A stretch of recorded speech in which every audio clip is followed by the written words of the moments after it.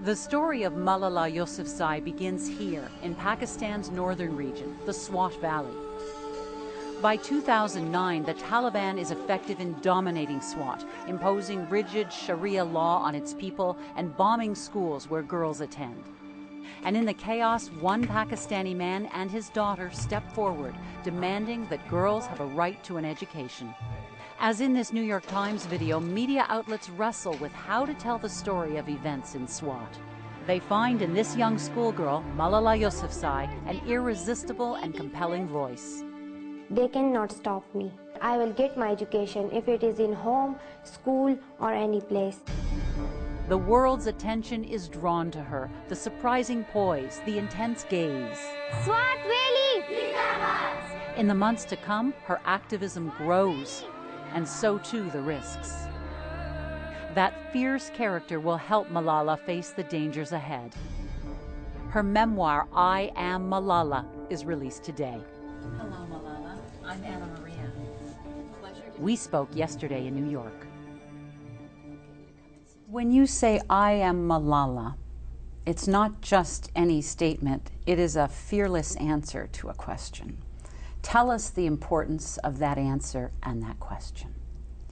On the 9th of October 2012, two Taliban, they were standing on the roadside, and they just stopped the school van.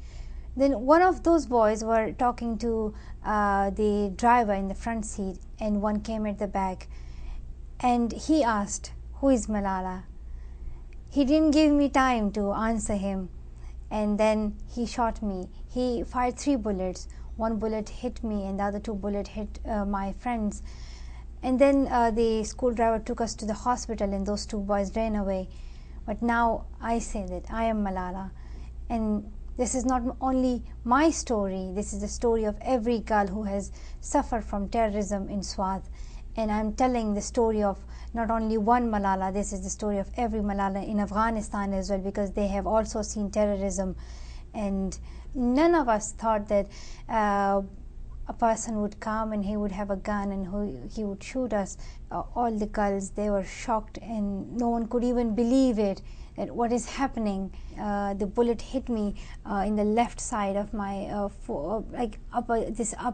this left eye, and then that one bullet went down through my shoulder, and then it came out of here through my left shoulder. So it also cut my facial nerve. That's why the movement of half of my face has been affected by the bullet. It also hit my eardrum, so now I can't hear through my left ear. Also, it affected my jaw. But still, I'm thankful to God that I'm surviving. What was life like in Swat when you were growing up before the Taliban? Tell me what it was like growing up as a girl there. Before the terrorism, before this bad situation, we were living in a paradise, and the tourists used to come to Swat, and Swat was like a paradise for tourists as well. People from all over the world came to Swat, and it was the best place to enjoy your time. So you were growing up. You were a preteen, and you were also reading the Twilight books. Were you reading them in English? Yes, because we started learning English from our nursery. So I read the Twilight, the first book, Twilight, and it was quite interesting. And like reading such books, that's people think that's not reality, but it's good because sometimes you just go out of that situation of terrorism and you just go to a new world. So it helps your mind just to go somewhere else. You were listening to Justin Bieber. I think everyone was listening to Justin Bieber at that time. His song like Baby and Never Say Never, that kind of songs. We could not dance with English songs, but we were good in Urdu language songs. And how did life change after the Taliban came?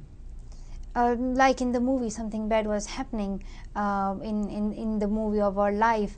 The Taliban, the terrorists we call them, because they are terrorists and they are extremists.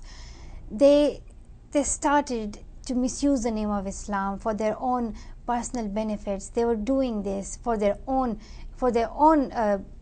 will. They were not listening to others. They were just abusing the name of Islam. They blasted schools, more than 400 schools only in Swat. And if we look at the province Khyber Pakhtunkhwa, they blasted 1,500 schools. They also flogged women, they flogged men in front of people, in front of a huge crowd. They used to flog people, and they also kill people on small tiny issues like that man has a short beard. They just killed that man. The worst thing was that they were against the education of girls, and in the month of January 2009 they said that no girl is allowed to go to school. And at that time I said, why shall we be silent? Why don't we speak up for our rights? Why don't we tell the world what is happening in Swat? And I did not want Swat to be a next Afghanistan, because this is what was happening in Afghanistan at that time as well, and it's still happening in Afghanistan. But in Swat we said, let us speak up for our rights. It's incredible to me that you and your classmates would still get up in the morning and hide your books and go to school. What kind of courage does it take to do that when so many other people wouldn't stand up to the Taliban and would stay home? The first thing is that it shows the courage of women, and it shows the courage of girls. We loved education, we loved our books. Before the terrorism, I used to carry a heavy bag to school and I used to learn every day, but I did not know how important education is until we were stopped, because I realized that the terrorists are against education, and especially girls' education, because they are afraid of it. Why are they stopping it? Because simply they are afraid of educated women. They are afraid of the power of knowledge. So at that time, we girls said, we women said that we are not afraid of them. Even they are afraid of us. That's why they are killing us. That's why they are blowing up our schools. This shows a sign.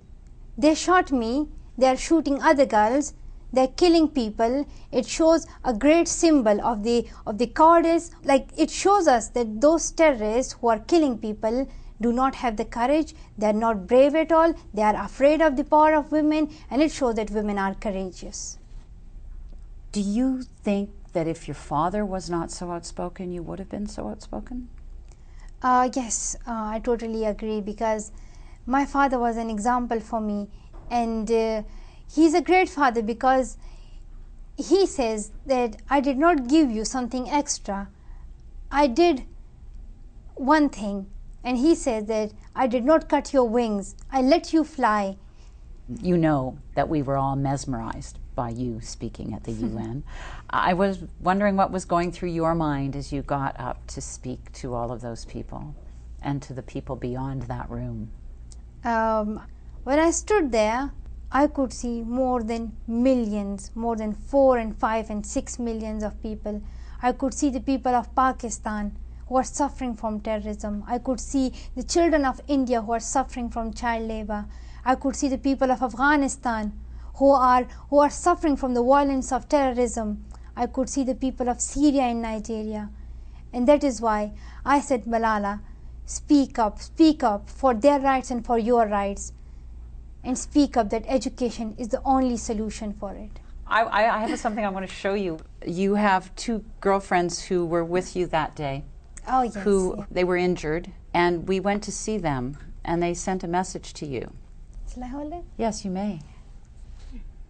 हाय मलाला, कैसे आप जो अपनी सिलसिला जारी रखते हो, हम सब आपके साथ हैं, और शारजा भी और मैं भी, हम दोनों आपके साथ हैं। हम सब पाकिस्तान की लड़कियां आपके साथ हैं। आप ये ना समझे कि मैं अकेली हूँ।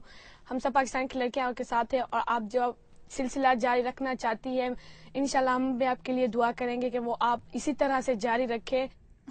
Thank you Malala. Thank you Malala. Oh, thank you. Oh, well, I'm glad you got to see them. I didn't know. You know that you are nominated for a Nobel Prize. It's coming Friday. What's it like to be nominated, the youngest nominee ever? It feels like it's an honor, and the thing that I can feel in Nobel Peace Prize is not like getting Nobel Peace Prize, but I can see like people have said to give Malala the Nobel Peace Prize. So when I look at the support of people, that is really important for me. It is really a great honor for me that people said give it to Malala. You know, the Taliban shot you because they wanted to silence you. Instead, they gave you a bigger voice. Yes, because they only thought that they would just silence me. But they wanted to silence one Malala, but instead now thousands and hundreds and millions of Malalas are speaking, and they're fighting for their rights. Thank you for sharing your voice, Malala. Thank you so much.